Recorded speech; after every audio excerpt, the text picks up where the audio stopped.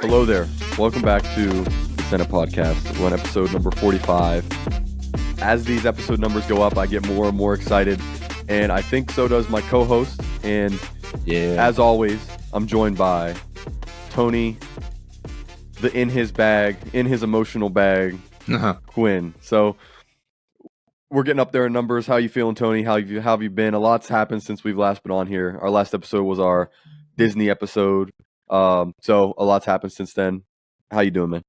Well, as I brought up earlier in the episode, I don't mind saying that because this episode's gonna be a little serious. Like we've never been known for that, but I mean, I feel like authenticity is important, at least to me, as I get older. So I've been, kind of struggling with some adjustments in life, I guess. At my job, I was put in a situation where I had to take a bigger role, for a while, but I do have plans to eventually find another job, but it's, been an adjustment. Like it's been fine so far. And it's not that it's weird because like sometimes it's not that we don't think we can do something, but that we're still worried about, something going wrong, like I usually try to I just like to be in my box, people tell me what to do, I do it. That's it. That's the kind of job I like to have. But now I'm kind of telling other people what to do a little bit. And I don't like that. But I mean, it'll be valuable in the long run to learn skills and stuff like that. Oh, I feel you because I actually just had an interview, and I was told that I got the job, but the reason we haven't moved forward is because I might be getting an even better position. So, oh, cool.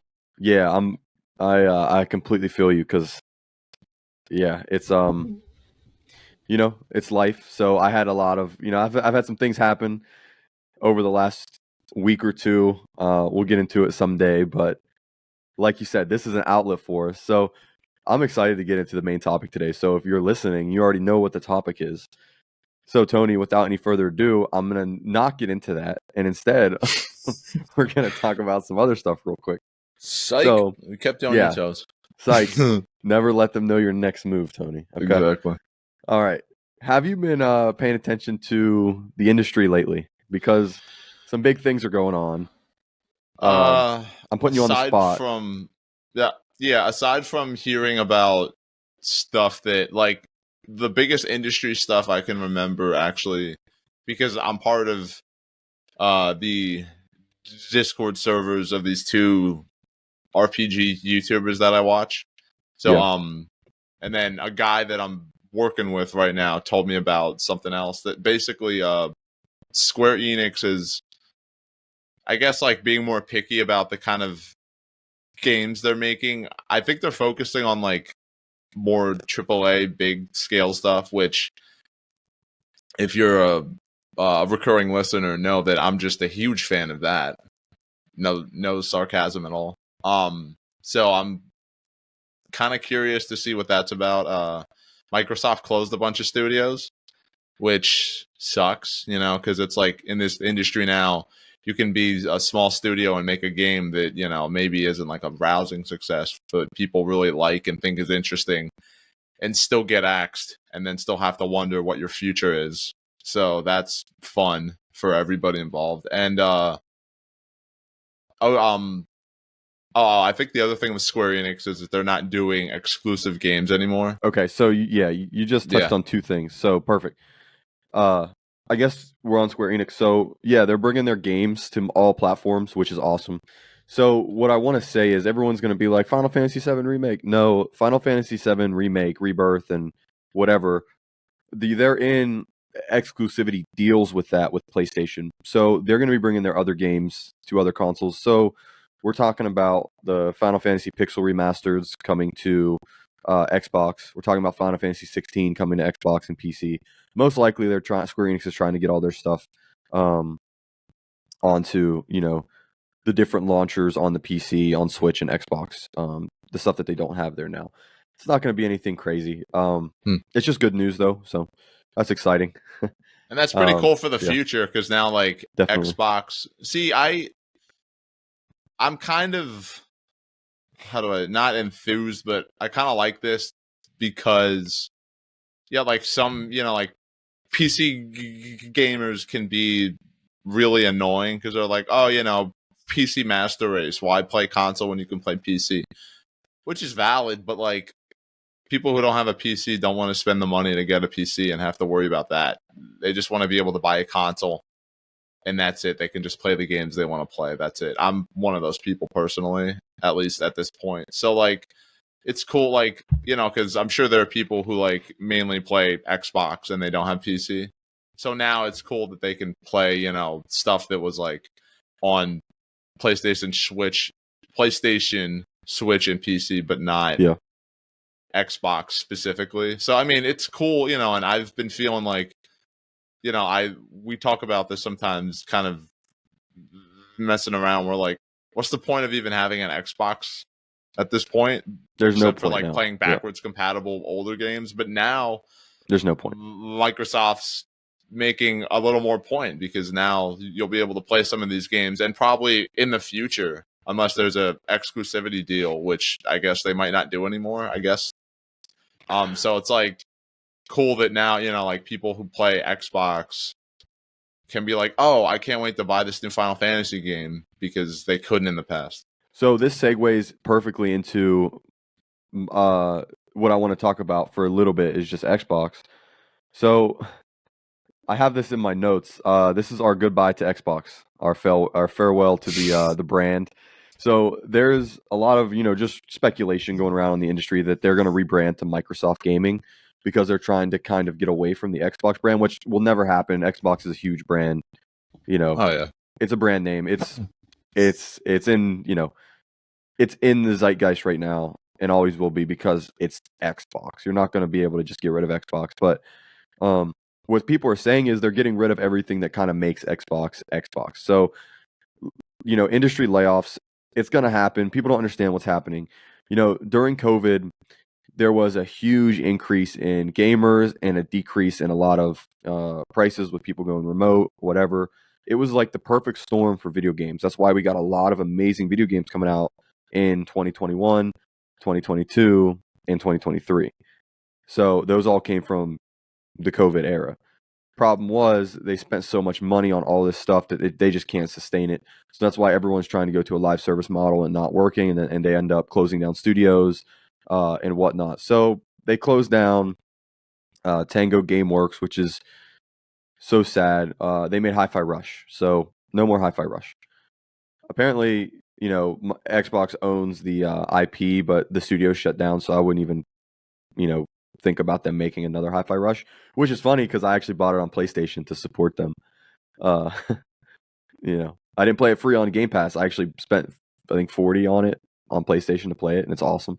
So I tried to support them, but this is just the weird state the industry's in. But I want to talk about Xbox. Like, um, why would you, Tony, want to have an Xbox? well, I mean, because I don't want to buy a PC at this point. That's fair. That's one answer. And there are a lot of Xbox is great, because unlike Sony, if you're watching this, I forget the CEO of Sony's name, but you know who you Hiroki are, Totoki. No, right? I think I gotta see Hiroki Totoki. Yeah, But no, real quick, PlayStation just announced that Herman Holst is gonna be one of the co-CEOs, which is awesome. He's from Gorilla, so that's pretty cool. real quick. I notice my volume sometimes getting red, so No, you're I'm just fine. gonna keep. You're fine. I'm fine. Yep. Okay, I'm looking. Okay. What the heck was it? You could edit this out, obviously. So I think.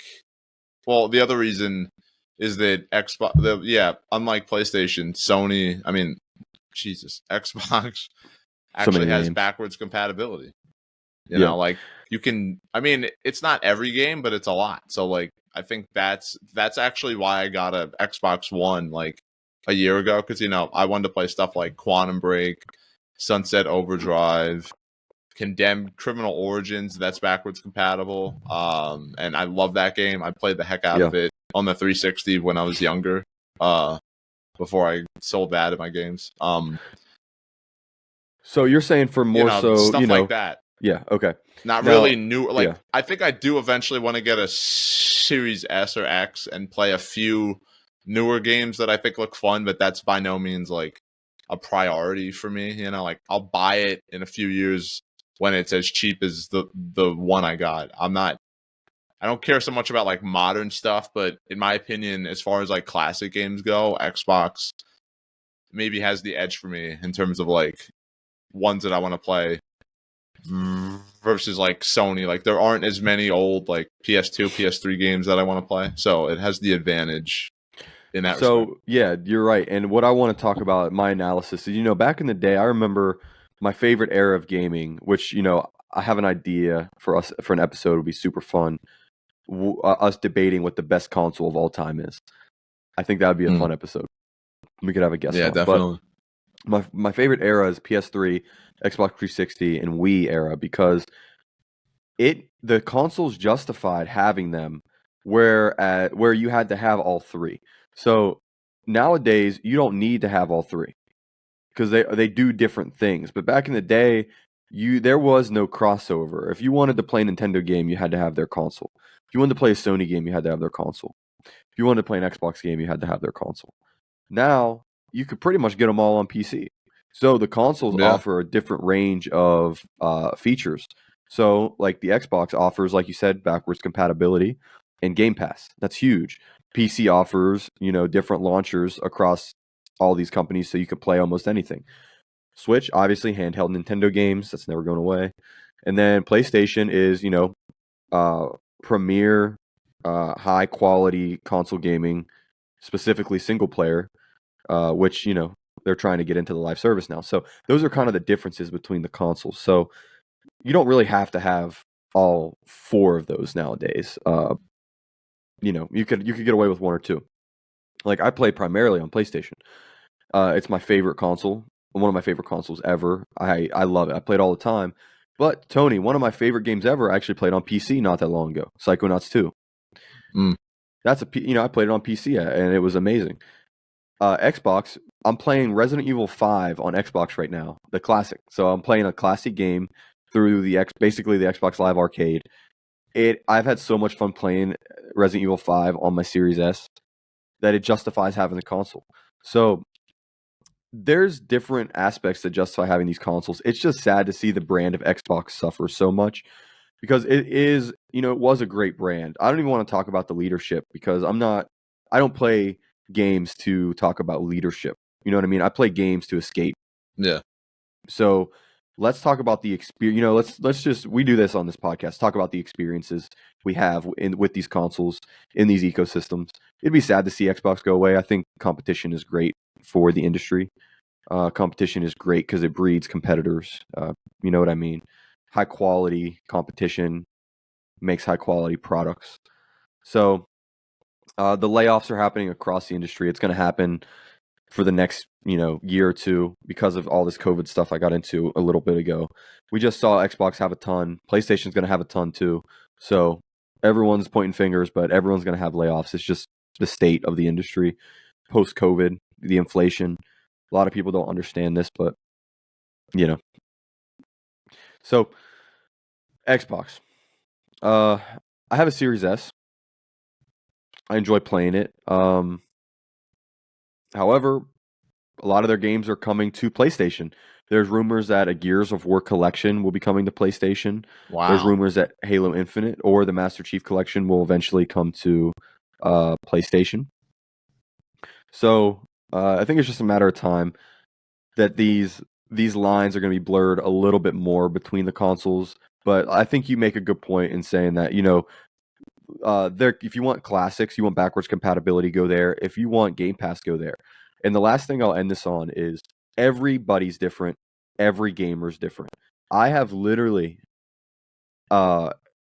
recommended getting an Xbox to more people than I've ever recommended people get a PlayStation. I talk to people that are gamers that want to get it like hardcore into it. Maybe they have like a PS4, an Xbox One, and they're asking about next gen. And then my first thing is like, what do you like to play? Oh, I like to play Call of Duty. Okay. What else?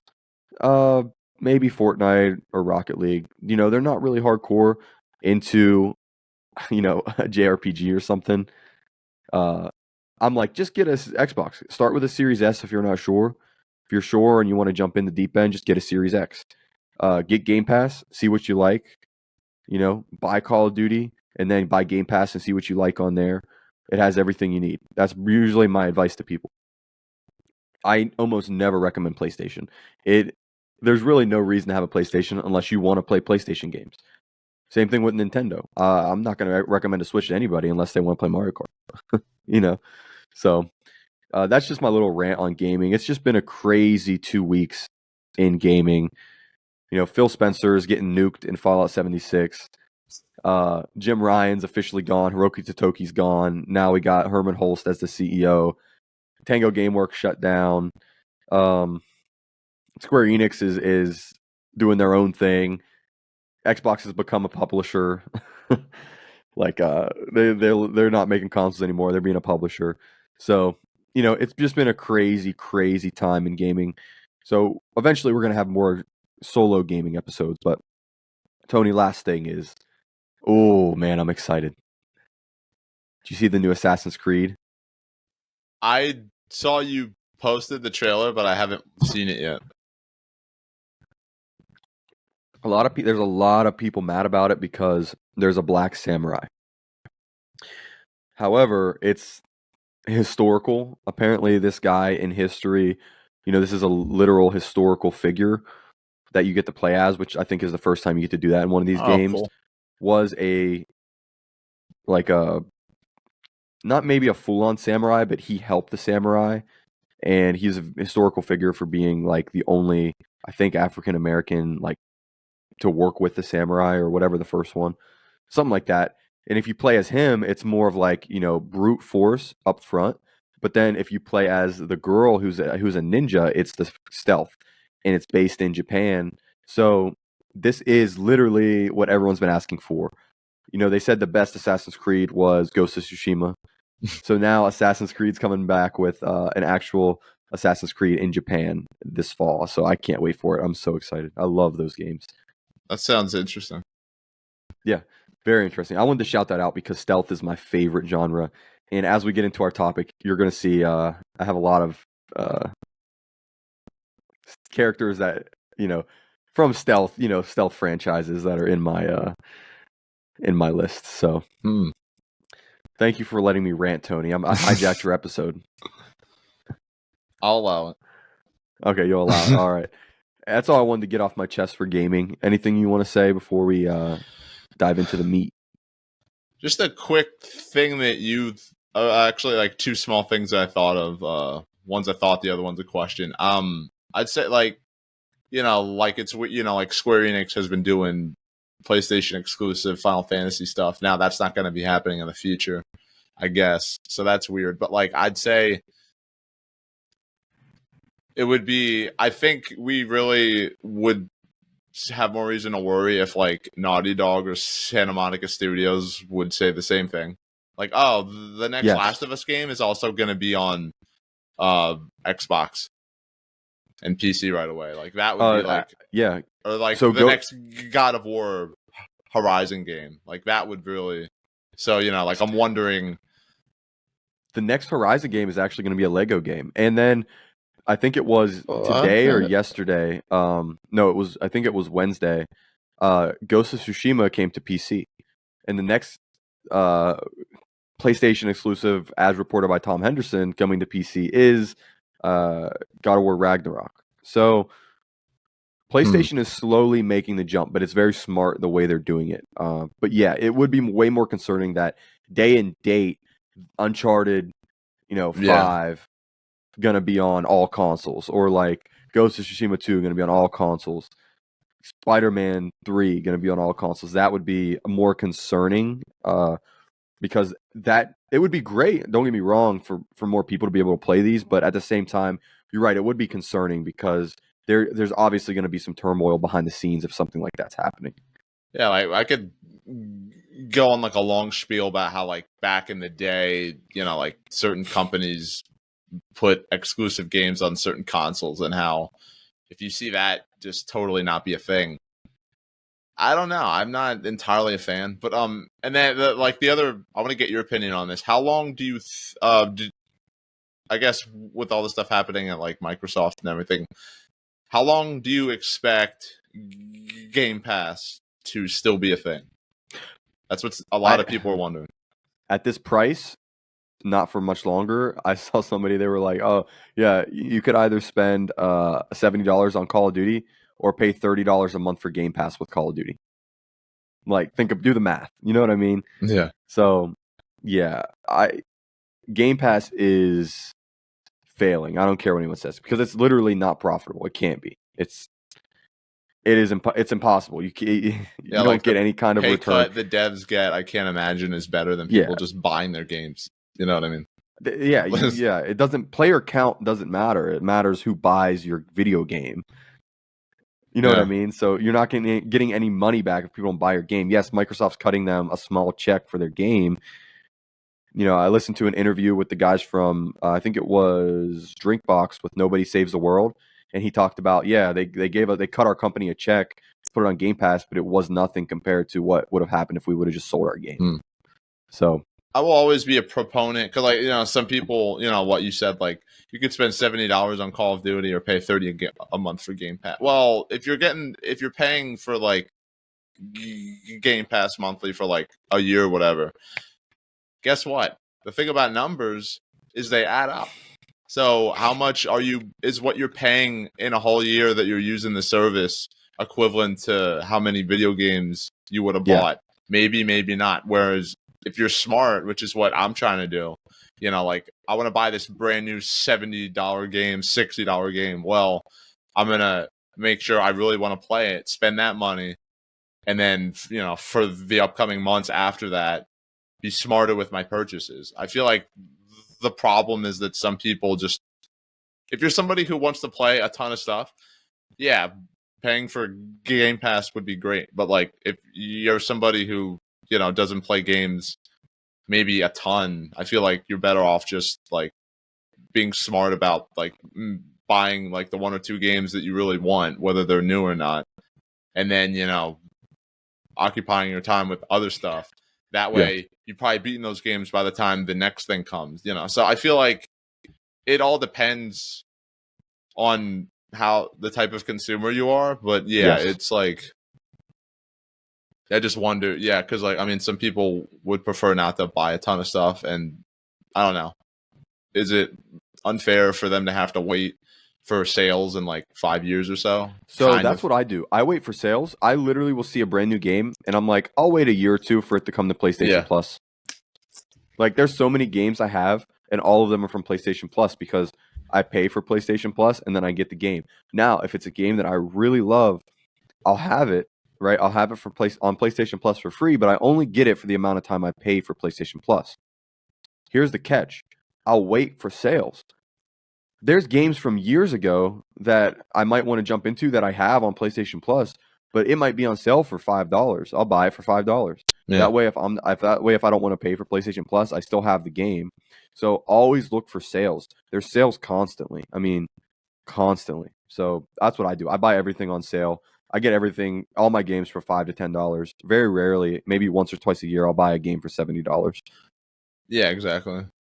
Yeah. With like, you know, maybe with less studios putting their premier games on exclusive consoles, maybe now people will be smarter about what they pay that much money for. So this could like be last good. year, Jedi Survivor, Spider-Man 2, Mortal Kombat. Those are the three I can think of that I spent money on.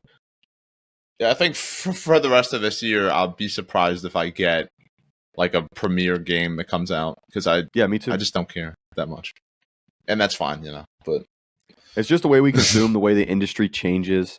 Every gamer is a little different. Every consumer is different. So at least there's multiple avenues to explore, you know, video games. Yeah. And I just hope that Xbox doesn't completely implode, because there are people that enjoy it, and I wish that they had, you know, I wish that they were good, but you know, here we are. So. Yeah. And with that, all right, so we're talking about video games. But we on this podcast, if you're a regular listener, also love movies. We also, maybe occasionally, we love books and TV shows. I don't watch a ton of TV shows, but that's beside the point. So at the beginning of the episode, we talked a little bit about, life changes and how sometimes you experience growing pains. That's just the nature of the beast. That's just the way it is. So I thought it would be cool to talk about approximately 5 characters. I have 5. I don't know if Caleb quite has 5, but I don't really care about the quota. That's not important in my opinion. That inspire us, to be better. We love art and storytelling on this podcast. So I've just been feeling that. My solo episodes in the same vein a little bit. So I just, had the idea to kind of spearhead this thing. So if we have honorable mentions, we could start with those, but I will list my first honorable mention.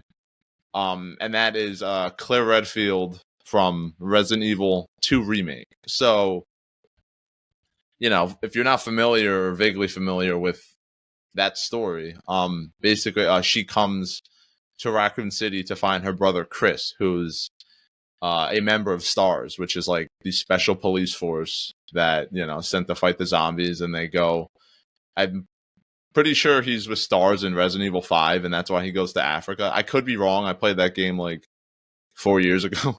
But the Resident Evil series isn't exactly known for like high caliber writing or like making you feel emotional, but people really like the characters because they're fun and they stand out, and it's cool to see them on adventures. And I'm sure like playing Resident Evil 6, even though that game doesn't have the best reputation, was cool because it's like the Avengers for Resident Evil, where it's like everyone's in the game and they cross paths, and it's like, oh, Chris and Leon are talking. That's cool. But I really took to Claire's story in this game because, I just like how down to earth it was. Like, she's looking for her brother, and she's, taking a trip to find her brother. And then eventually she comes across Sherry Birkin, who is the daughter of the scientist William Birkin, and I forgot his wife's name, but they had some stuff happen to them that you find out about. And then she's being chased by the police chief Irons, and she's like trying to escape because he's weird and he's creepy. So I really, and like in the middle of all this, like, because if that was me, if I was looking for one of my family members in the city where there are zombies, there's stuff going on, I could die at any second. Maybe they could have died. I would probably be focused mostly on that. But Claire's such a sweet person, has such a kind heart that she goes out of her way, like Joel in Last of Us eventually does, where she wants to save this girl, and she wants to look after her. And I really like this scene. It's simple, but like she's asking like Claire why she's helping her, and then Claire just says, "Because I care." And like that's one of the little touches that I just really thought was sweet, and like like that. I think of Claire, and it's like sometimes like like if you see somebody on their own who needs help or whatever, be that good Samaritan as is in the Bible, that's helps them, because if not you, maybe someone else will do it, but maybe not. So, that's something that I struggle with like being sacrificial like that. But I mean, I think that's an important quality to have, even in the midst of a zombie Armageddon. So that's an honorable mention. I mean, so that was longer than I thought, but yeah. It's fine. After our honorable mentions, let's try to see if we can guess what's on our actual list. So, okay. I'm just gonna go right ahead and say Joel Miller from The Last of Us. You mentioned it. He's actually the first on my honorable mention list. Honorable, really? I thought he'd be one of your top ones. So, my list is gonna be very interesting, though. But cool. Joel Miller definitely. First time I played the game. Talk about inspiration. Talk about inspiring.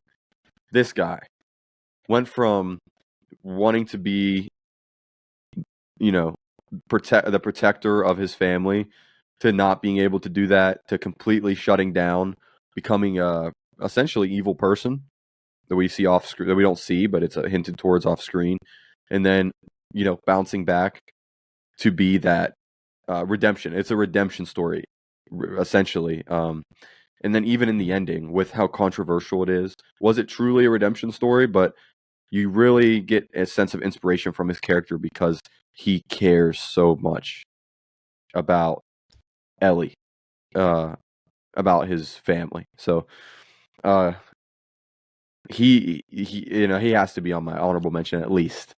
Yeah, Joel, I admittedly wasn't like the biggest fan of Joel until seeing those flashbacks in The Last of Us 2. And then, like my favorite Joel moment is actually from that final one where, he's talking to Ellie and he's like, if the Lord gave me a second chance, I would do it all again. And, I just, one of the things I've grown to respect people for, whether I agree with their opinions about anything or not, is sticking to your principles. I think like if people don't stick to their principles, then that's something they need to work on because that's obviously not good. So I love how, there's so much discourse in the fandom. Did Joel do the right thing? Did that possibly screw humanity over? But if you just strip all that away and you just look at this is a guy who did something that he felt in his heart to do for someone he cared about and was like, yeah, despite everything that happened, I wouldn't change a thing. And that's very commendable, in my opinion. So that made me go, no, Joel's awesome. Yeah, I agree. All right, my next honorable, this is going to be a quick one. Max Mayfield from Stranger Things, specifically season 4. Okay. And it was, really like, in the beginning of the season, seeing how traumatized she is from seeing her brother. That's a great pick. Wow. Spoilers 3, 2, 1. Her brother Billy die in season 3, who, was it's a really good pick.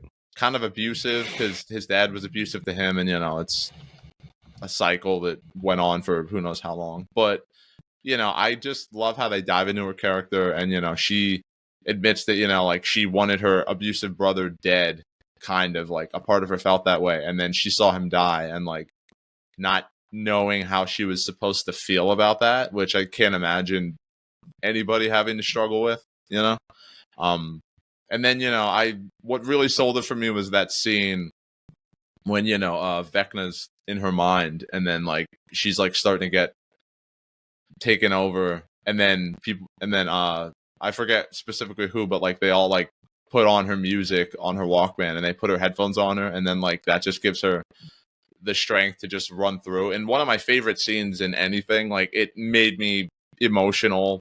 I was cheering. I wanted her to escape and she did, and like her arc is, learning how to lean on people again after kind of losing that drive, and that, she's a young character, but like she inspires me because I wasn't that kind of a teenager and I, kind of wish that I was, like it's still tough for me now, but I'm slowly learning how to be part of a community and stuff. So, her story just really resonated with me in that season. And she's in a weird way a role model, even though she's way younger than me.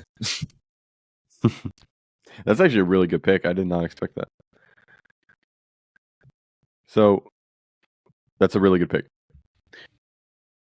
I'm so interested to see if you would guess any of mine. Do you want me to start doing that now, or do you have another honorable? Okay. My honorable mention, Leonardo from the Teenage Mutant Ninja Turtles. Ooh, I didn't even think about that. Absolutely love Leonardo. I'm really specifically thinking about the 2007 movie where